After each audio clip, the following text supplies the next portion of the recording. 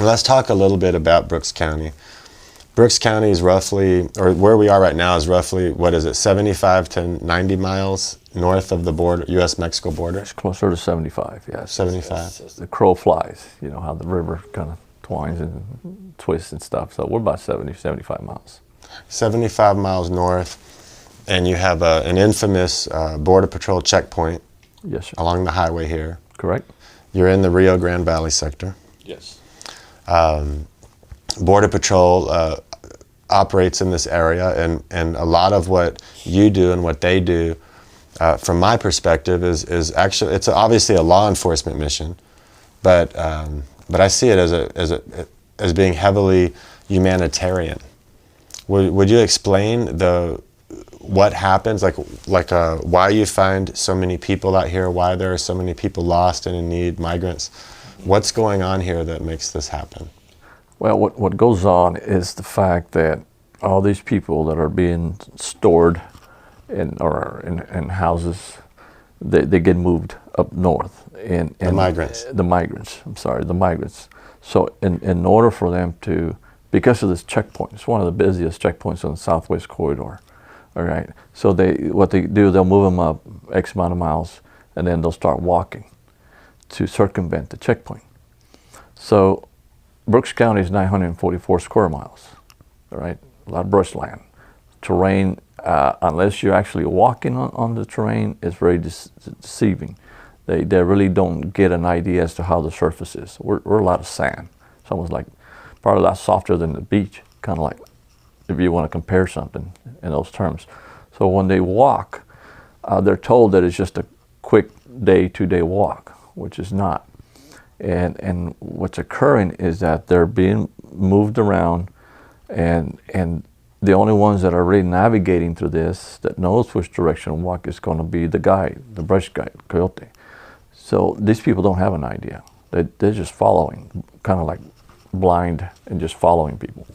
Well, along the journey, whether they get intercepted by Border Patrol that's out there in the brush, or they see lawmen, the office, or whatever they come across, and they disperse different directions. Everybody runs in different directions. While they're running, they'll get hurt. They'll sprain an ankle or twist a knee or whatever the case might be. The coyote is going to fend for himself. He's just going to take off. Those that are lost, then they start wondering because they don't know which way they should walk. So they start walking in circles. And this is where the issue begins.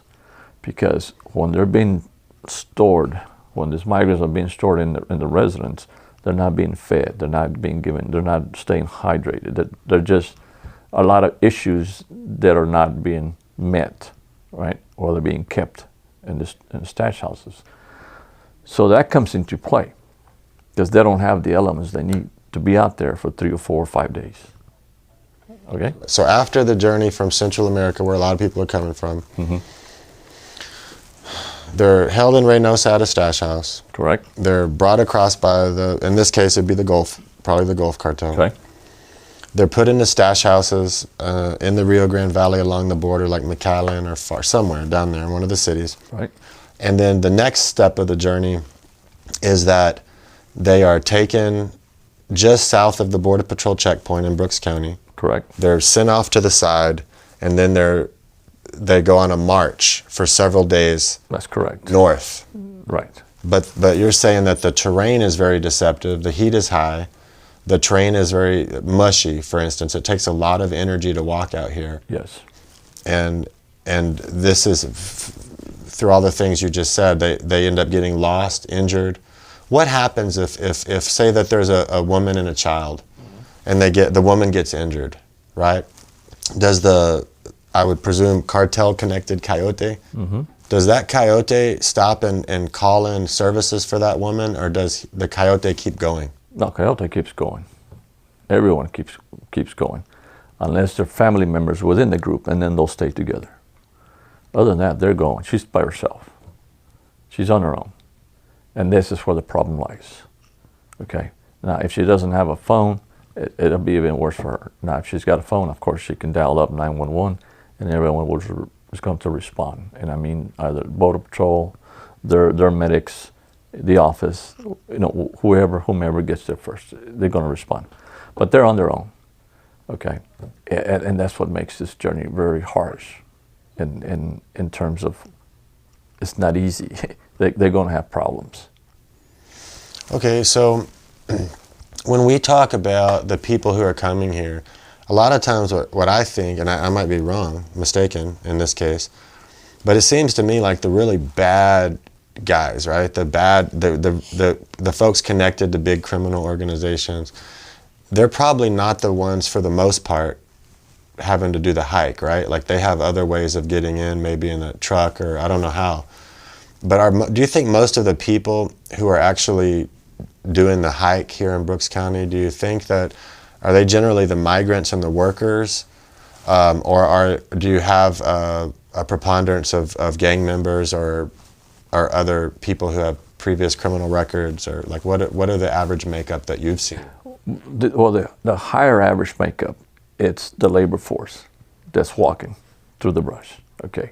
Now you do have some that we have been detained here in our jail that are wanted for other homicide cases or major cases in various states throughout the country. So they're in the midst of all this group. This is why it's vital that when they apprehend someone, they want to make sure that we know who that person is and if he's wanted or not. But on the majority part, it's the labor movement, so to speak, that are coming in to do the labor work that's needed, whether it's farming, ranching, what crops, whatever the issue might be, whatever labor work they do. So that's pretty much the majority, but within that mix, you have those that need to be checked and run histories on them. Now, when you find these people, like the ones that you guys are able to reach, what condition do you find them in? Well, it depends how quick we reach them. Just this morning, right? My admin lives in Encino, where they usually start the journey. One of the migrants had walked up to her house. He said he's been lost for 4 days. He had that glazed look already, like dehydration. He was pretty much fixing to go to the bad side because lack of, right? So he was taken into custody. Now he was in the condition, in a couple of more days, then he would have had very major issues, okay? It all depends how quick you get to the bodies, how quick you get to the person that's calling in. That kind of tells you how long they've been out there. Because they really don't know themselves that they get into a point where the body's just going to overheat, all right? They'll feel something, but they don't know what it is, all right? So they keep walking, but they're walking in circles. They're not really walking anywhere. So it varies. Depends on, again, it goes back to what they received at the stash house and how equipped they are to make the journey. But you're out there 4 days, you're going to run out of whatever it is that you're carrying. And they don't carry a whole lot because they're told that the journey's quick. So how many bodies do you find? You often find dead bodies, people who passed away out there. How many have you found just this year? 34. 34 already in 2018? Yes, sir. And how many altogether? 618, something like that, since 2009 when we started taking. 619 since 2009? Yes, sir. Now, the ones that you find are, is it possible to say that there's probably a lot more out there that haven't been found? Or is there a way to know, like? I consider the terrain and I consider all those factors that come into play. I say for every person we find, we're probably missing 5, okay? Because the terrain is so loose that if we don't get to that body before it disappears, it's gone. The sand is just going to cover it up, and you're probably not going to find it to either you have hunters out there that are moving through the pasture hunting, or you got cattle that you move from one pasture to the next, and it just, picks up the dirt and picks up a piece of bone or something. That's about the only time you're going to find any more recoveries. Just last week alone, one of my reserves is assigned to the state guard. They're out there doing their mission, and they found some body parts that he's certainly been out there at least 12 months. So that shows you that there's more bodies out there in terms of just bones, right? So, and this is why the State Guard is involved with this, where they just come in search and recovery, and they do sectors, so to speak, and they very meticulous goes through the area because they know what to look for, they know what to see. In fact, they found some bones inside a rat's den, a big old rat's den, and they had human bones in that rat's den. So these animals that are out there, they'll grab these bones and move them around. So now, okay, so did you say it was 144,000 square miles? 944. 944,000 square miles? Mm-hmm. That's a lot of square miles. Yes. And how many sheriff's deputies do you have? I have 5 deputies that actually do the recoveries, the domestic issues that we have, and then I have 4 deputies that actually all they do is traffic. That's all they do is traffic. Now they're utilized in case we need them on special issues, special operations. They're used for minimal time, and then they get back to their responsibility, which is traffic. But I actually have 5 guys that actually do the calls on missing persons, recoveries, domestic issues, and all that, everything else that goes with the sheriff's office. But now, okay, wow. So that's not a lot of people to work that much space at all. No, because at the end of the day, you're pretty much averaging maybe 1 person per shift. Okay, and that's what we're pretty much. That's the kind of the task we have.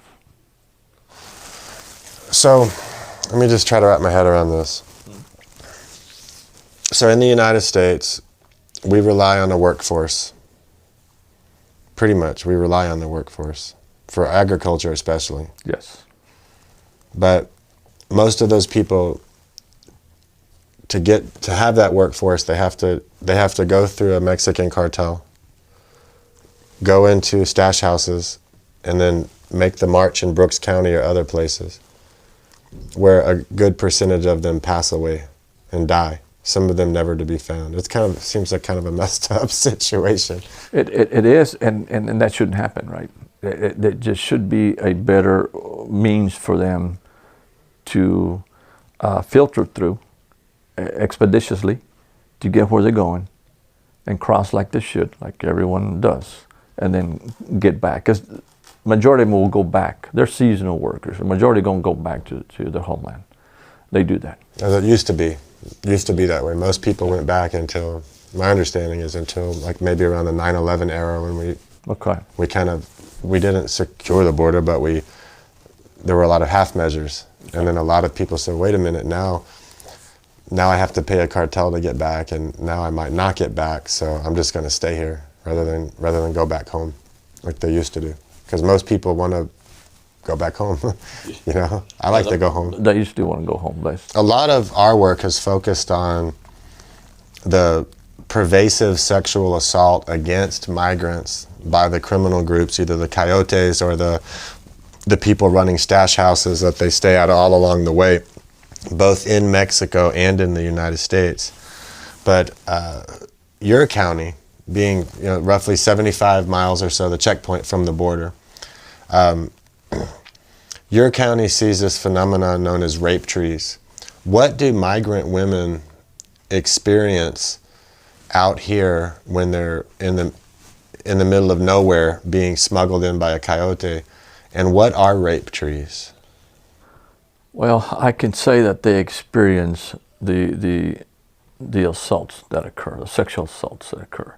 And the majority of the women, though, they're layered up, either with maybe a couple of trousers and maybe a couple of undergarments, whatever. So it's going to take a lot, right, for that person to go through to get to that point.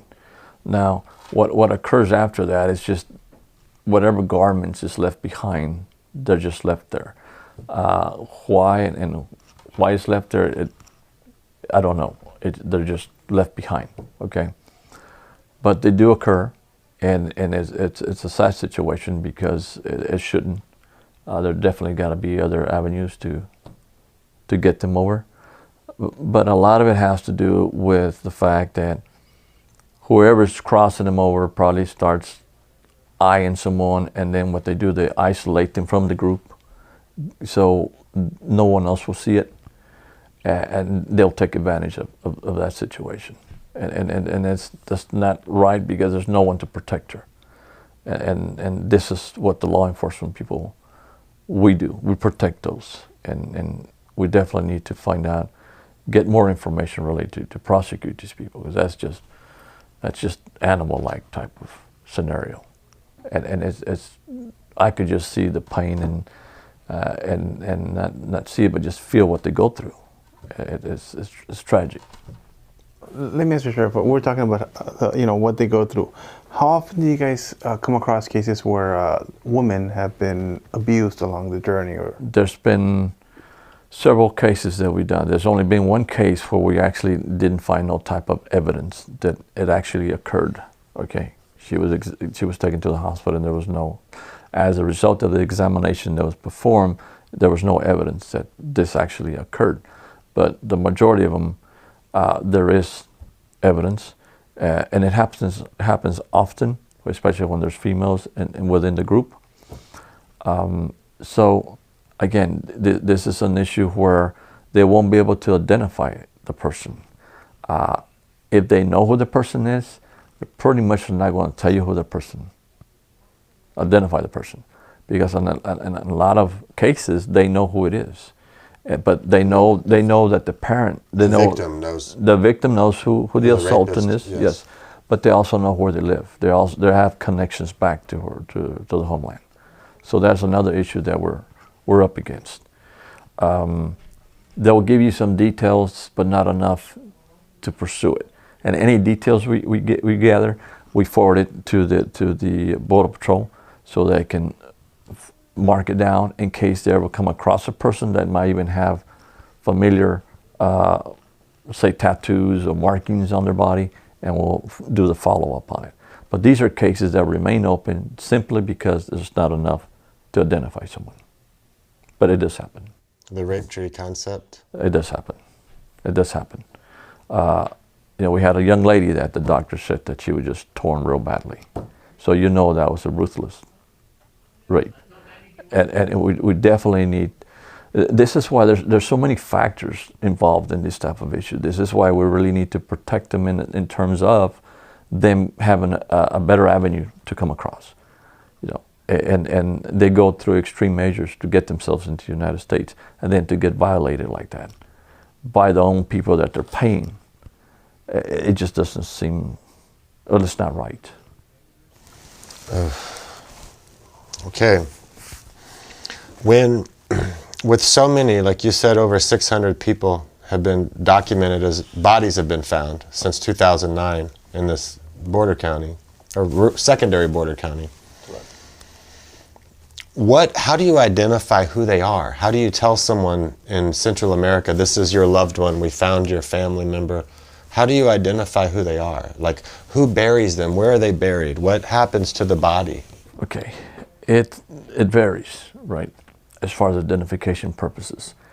If they have some type of identification, we have this practice that was put into place where through the medical examiner's office in Laredo, they'll identify those particular IDs. They'll identify through the consulate, find someone to go to this particular address or the last address on the driver license and see if they know this person and go that way. And then after that, we'll either get a DNA, get a swab real quick from the family members, and we'll do it on our end with the migrant, and then that's how they get identified. We want to make sure that it is going to a family member.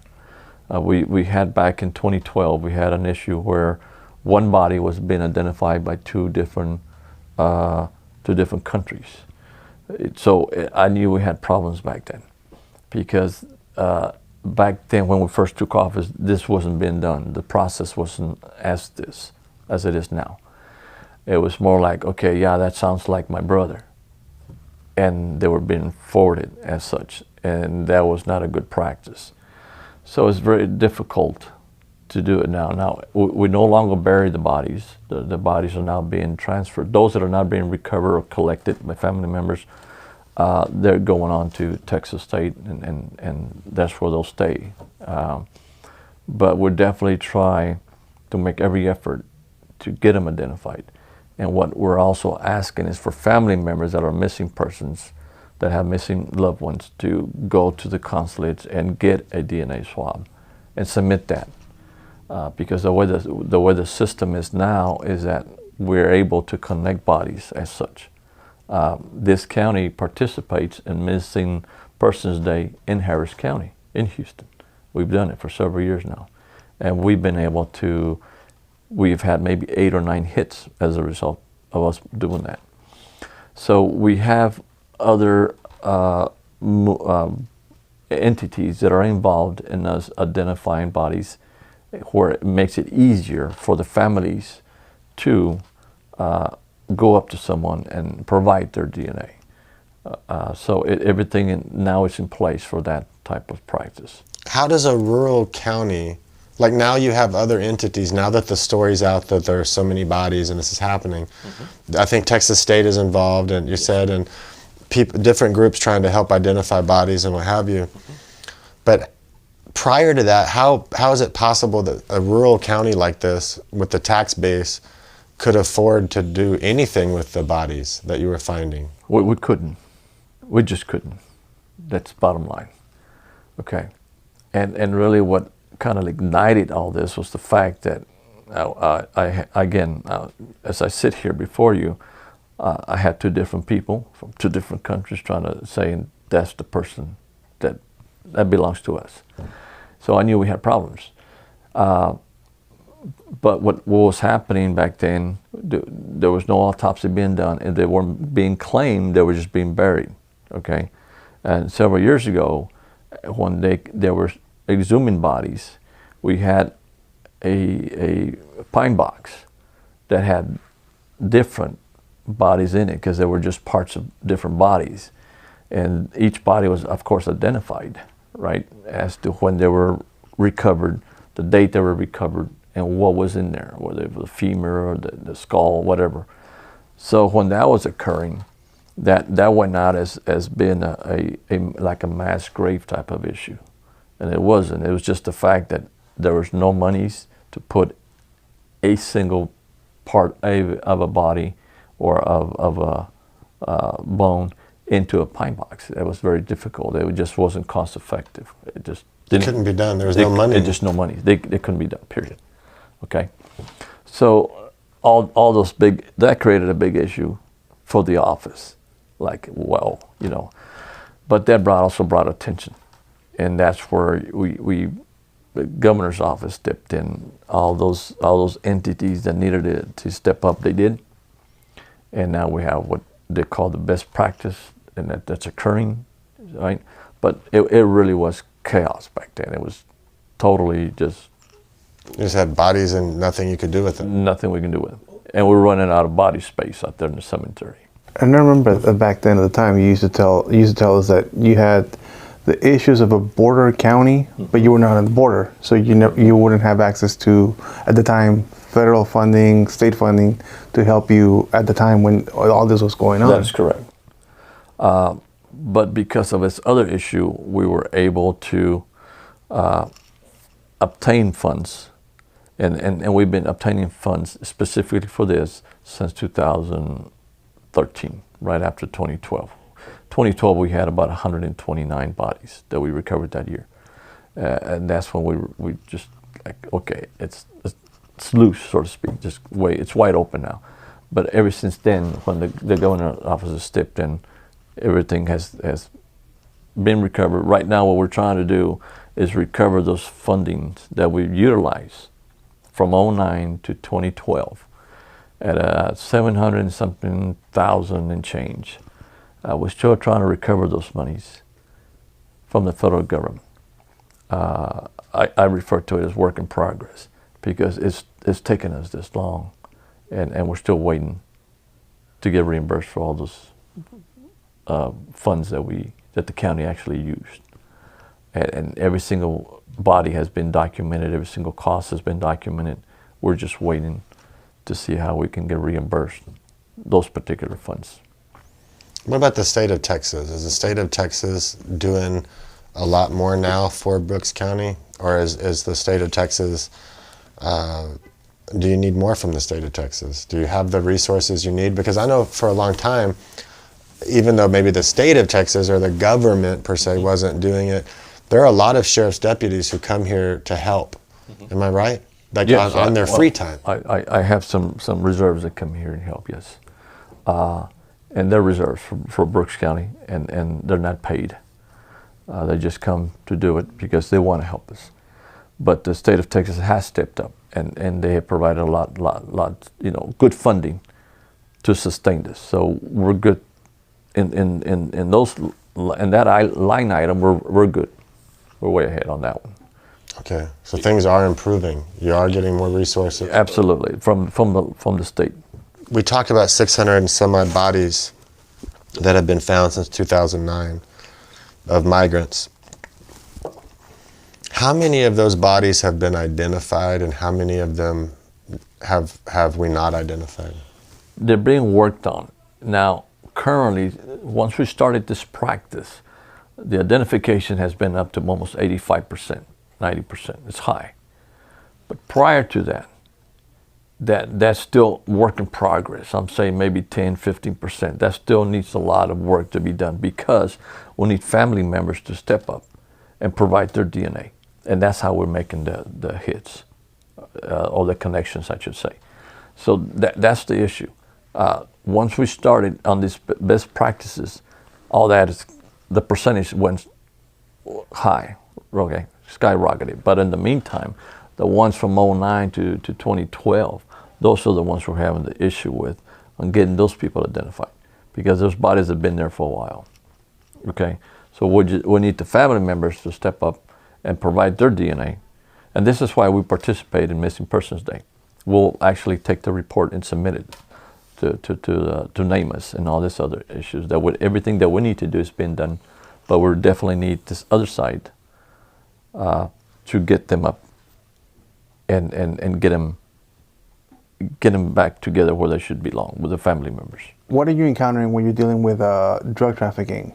Are you encountering, for example, migrants that are being forced to carry drug loads for organized crime, or is that something that you guys are encountering? We have always encountered some of the migrants actually carrying maybe 40-pound backpacks with marijuana in them, and their stories is that I was forced to do this in lieu of, which may be less payment or whatever the case might be.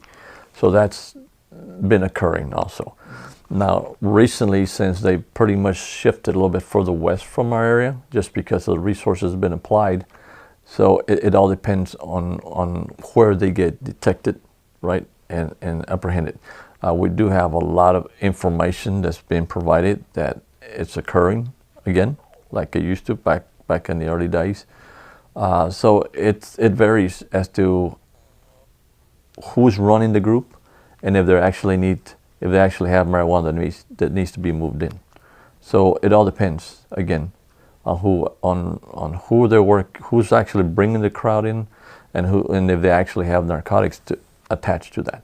So it varies. Now, when they're coming with narcotics, is it different the way they work? Like, for example, when they're just bringing migrants, if somebody gets hurt, they just leave them and take off. Right. When they're bringing people with backpacks, is it a different approach, or how do they? Yes, when they're bringing people with backpacks with narcotics on, it's less than probably 10, maybe round number, maybe between 8 and 10, and they're pretty much males, and they're on a fast pace, which just through information I'm gathering that they're being provided enough fluids to maintain themselves to do the walk, versus people and females that are walking.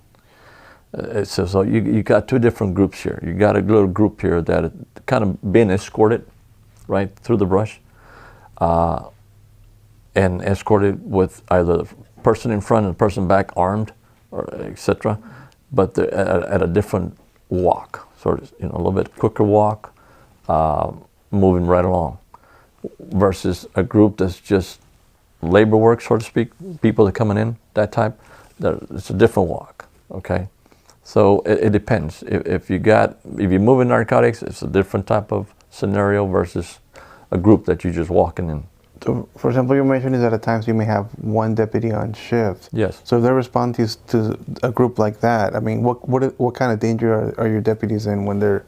Well, the good thing is that our collaboration with local border patrol, so it's not going to be just one person, because I wouldn't even recommend that. It is what it is. If you have one officer working like we always do, I'm surely not going to put him in a position to meet that. You're going to have to get enough other resources, which is Border Patrol, and we'll figure out how to get to that point, because they're walking anyway. So if we can make contact with them, we kind of know the direction they're walking, and we'll try to intercept where it's going to be least favorable for them, like a surprise type of, like we used to do in the old days. We just kind of like conceal ourselves, and there's a place where they would have to jump or cross, so it means that they're going to be occupied doing something different, and that's be the moment that law enforcement can step up and secure them.